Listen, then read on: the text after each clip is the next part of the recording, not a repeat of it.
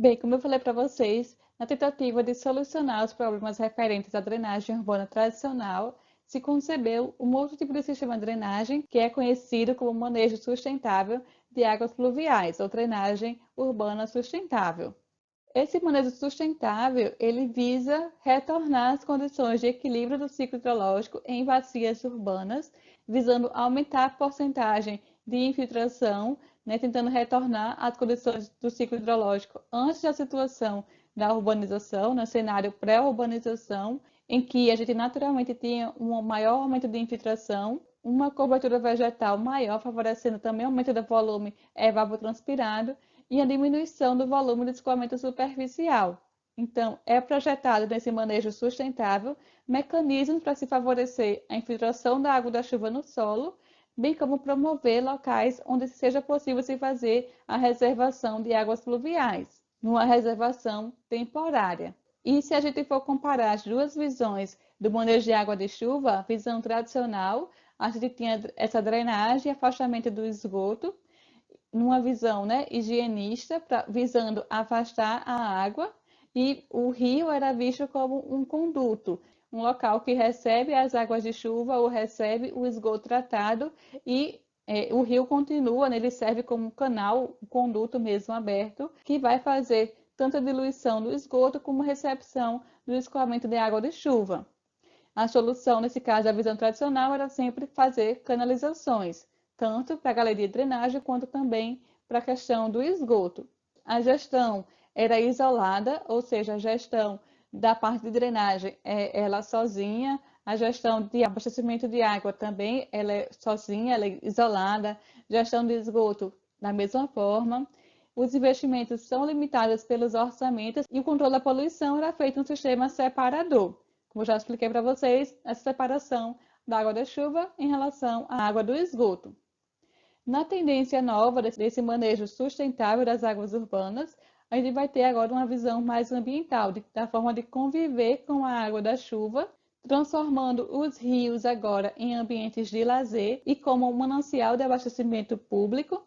A solução, no caso, para as águas de chuva, é se fazer a infiltração dessas águas de chuva, tratando ou então, né, retardando, armazenando parte da água, como eu falei para vocês, no armazenamento em cisternas, ou se fazer a revitalização de rios urbanos, né, que atravessam a cidade, por exemplo, e a gestão deixa de ser isolada e passa a ser integrada a outros sistemas de saneamento. Então, numa gestão integrada, eu vou conseguir, né, ver o todo, ampliar minha visão para ver as interferências que existem, por exemplo, na gestão da drenagem, com a gestão do esgoto, com a gestão do lixo, com a gestão das águas de abastecimento público, com o meio ambiente de maneira geral, com o planejamento urbano territorial. E para isso, para conseguir tornar viável essa gestão integrada, eu vou precisar também aplicar taxas e tarifas para investir em drenagem e bem como em resíduos sólidos. A gente tem hoje uma realidade que a maioria das nossas cidades brasileiras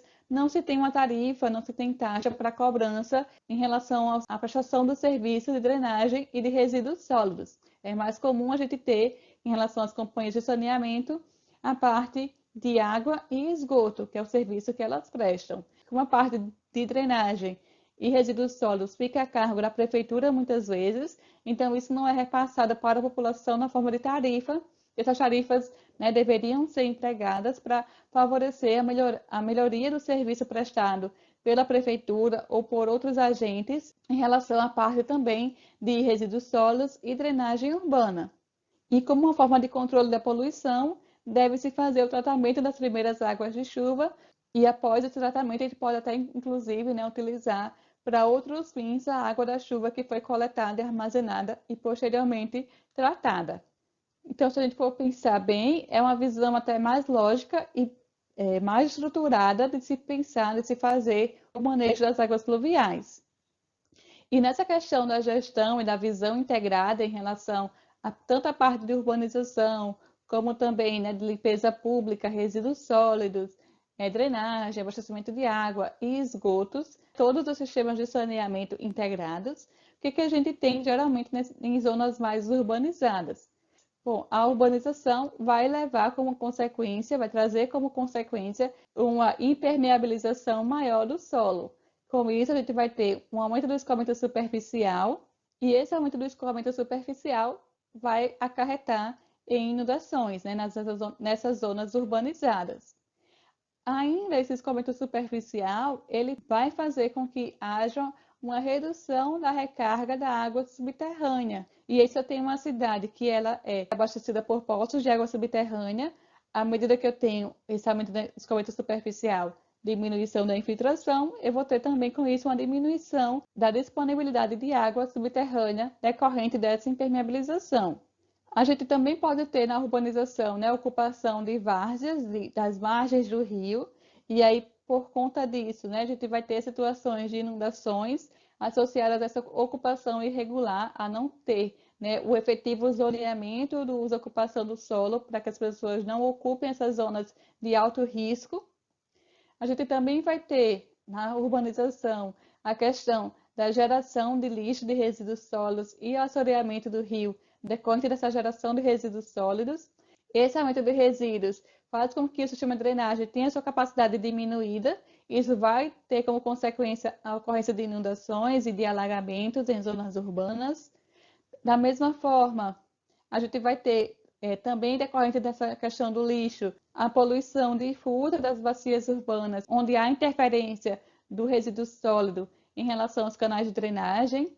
E essa poluição difusa leva a uma poluição da água, consequentemente também vai ocorrer a redução na disponibilidade da água. E por fim, em relação aos esgotos, uma vez que haja interferência irregular do esgoto nos canais de drenagem de água pluvial, a gente também vai ter como consequência a poluição hídrica e a redução também da disponibilidade da água, que poderia ser utilizada para outros fins mais nobres, né, mais potáveis. Então, a gente consegue visualizar nessa questão da visão integrada aqui todos esses sistemas e como eles podem se interrelacionar.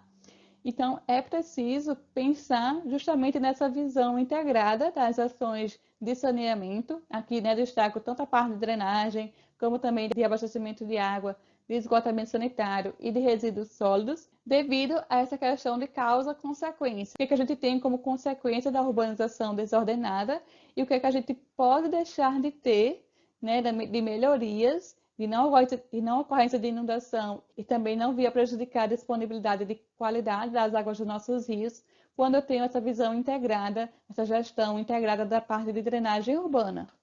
E para que a gente tenha implementação efetiva do manejo integrado dessas águas urbanas, da drenagem sustentável, a gente pode atuar por duas linhas de frente.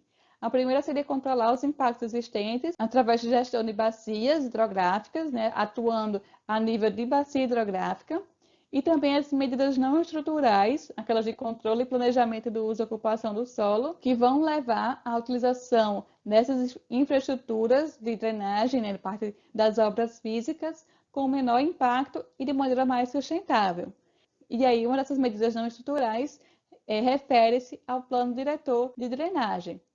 Esse plano diretor de drenagem, então, vai ser o mecanismo para se fazer o gerenciamento das inundações ribeirinhas e da drenagem urbana nas cidades. Deve estar integrado a outros planos, a outras formas de planejamento em relação ao saneamento, por exemplo, à saúde, a planejamento urbano territorial. E para as cidades acima de 20 mil habitantes, é um instrumento obrigatório para essas cidades, para que se consiga planejar a parte da drenagem associado aos elementos do saneamento ambiental e os elementos também do planejamento territorial urbano. Aqui da cidade de Natal, a gente tem um plano diretor de drenagem, ele foi elaborado em 2007. Eu vou destacar aqui alguns pontos em relação ao plano diretor de Natal. Já está disponível também para vocês na turma virtual, para quem tiver curiosidade de ter acesso ao plano diretor. No plano diretor, a gente tem lá a divisão de Natal em duas zonas, né, em dois setores. O setor 1, que seria aqui acima do Rio Potengi, a zona norte, e o setor 2, compreendendo a zona sul, leste e oeste. E aí, um dos primeiros pontos de partida no planejamento da drenagem é estudar a forma do relevo da bacia, né? Conseguir identificar quais são os pontos mais altos e os pontos mais baixos. Então, a água, naturalmente, vai ter a tendência de escoar para os pontos mais baixos da bacia hidrográfica. Aqui, se for pegar a parte da zona norte, a gente teria aqui as lagoas de retenção que já existem atualmente no município, locadas nesses pontos mais baixos da bacia, mais aqui em azul e roxo. Na parte da zona sul, leste e oeste, aquele setor 2, também da mesma forma, né? Foi feito esse estudo do relevo da bacia para conseguir identificar os pontos mais baixos. E aí, como vocês conseguem visualizar aqui, as linhas pretas são os arruamentos. Então, a cidade ela se desenvolveu, se urbanizou, ocupando essas áreas de zonas mais baixas, né? Ocupando aqui os fundos de vale. E isso acaba tendo como consequência a ocorrência de alagamentos, justamente nessas zonas aqui mais baixas do relevo da bacia. E o que sobrou aqui de área não urbanizada foi utilizada para a construção de lagoas de acumulação e de infiltração de água de chuva, que são novamente aqui esses pontinhos em vermelho. De maneira geral, no plano diretor de drenagem, né, foi considerado que o sistema natural é muito deficiente ainda, tem uma grande região interior do Natal que não tem drenagem natural, o relevo ondulado e formação dunar dificulta a construção, né, a utilização daquele sistema de drenagem de obras físicas de engenharia, de construção dos canais, das galerias de drenagem, uma vez que o solo não consegue sustentar essas estruturas de maior porte. E a gente tem como consequência, né, diversos pontos críticos de inundação. No Plano Diretor 2007, quando foi elaborado, foi identificados 108 pontos críticos, espalhados por toda a zona norte, sul, leste e oeste de Natal. E vocês também já devem ter visto ou ouvido falar sobre esses pontos de alagamentos aqui da nossa cidade. E aí eu deixo para vocês, né, como um material complementar, vocês estudarem, vocês darem uma lida, uma olhada, tanto no Manual de Drenagem, como também na Lei Complementar 124/2011, que estabelece, que dispõe sobre o Plano Diretor de Drenagem de Natal, né? Todo o Manual de Drenagem é estabelecido na forma de lei, e é uma lei municipal que deve ser cumprida. Então, pessoal, de maneira geral, era isso que eu tinha para apresentar para vocês em relação à drenagem urbana.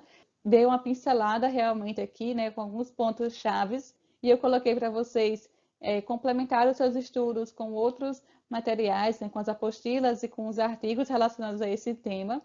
É um tema bastante interessante e que está sendo cada vez mais atual, uma vez que a gente está tendo chuvas cada vez mais intensas, consequentemente problemas cada vez mais graves em relação às inundações e alagamentos em zonas urbanas. Então é um tema que pode ser bastante explorado, deve ser bastante explorado, para que a gente consiga estudar e definir quais são os melhores mecanismos de controle dessas grandes vazões de chuva. Certo? Então, bons estudos. Novamente, a gente se vê em breve.